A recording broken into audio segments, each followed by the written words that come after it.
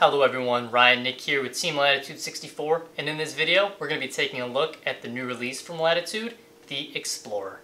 So if you haven't heard of the Explorer, it's a stable fairway driver, and it's also going to be a new signature mold from Ricky Wysocki.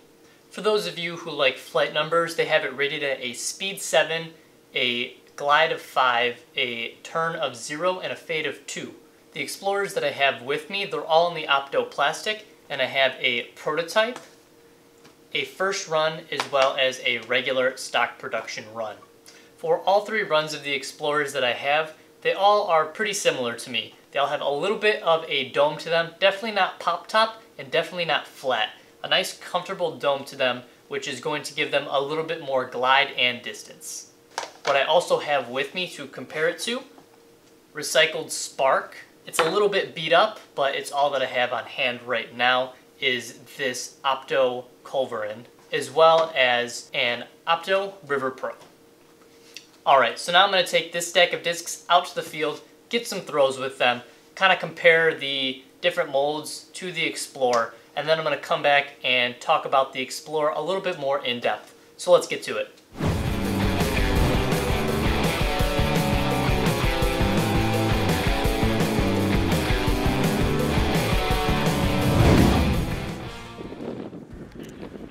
First throw here into a headwind.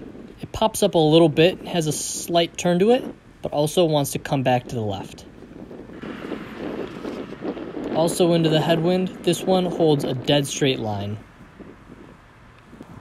Much like the other one, this one with the flight tracker, and you can see not much movement, pretty straight. Here is that River Pro, and it looks like it's straight, but you can see the wind pushes it over and it flips off to the right. The Culverin, a little beat up, but it actually turns a lot more and actually cut rolls. So here is the Spark. Into the wind, it had a little more height. The wind kind of stalled it out, and it didn't really get much more distance, but faded to the left pretty hard. Into a tailwind, a flat throw, and it holds a long, gentle hyzer. Trying to throw it a little more flat here, and it holds a very straight line, and it finishes off over by those trees and by that tee pad. A little bit of a hyzer release and lower on this one, and it has a long sweeping hyzer.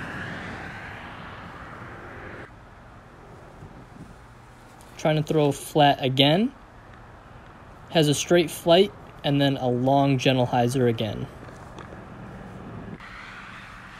This one is pretty fresh and a little more overstable, so it has more of a hyzer flight to it.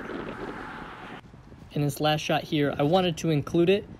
A flat throw, given some height, has a straight flight, and then a nice fade to it. Alright, so after seeing how the Explorer was flying, I'm going to talk about it a little bit more. So, on those first throws, it was into a headwind anywhere from maybe 15 to 20 miles an hour. So when I put it on a hyzer, it was going to pop up a little bit, maybe get a little turn, but most of these, especially the ones that were newer and I hadn't thrown yet, they held up better into the wind.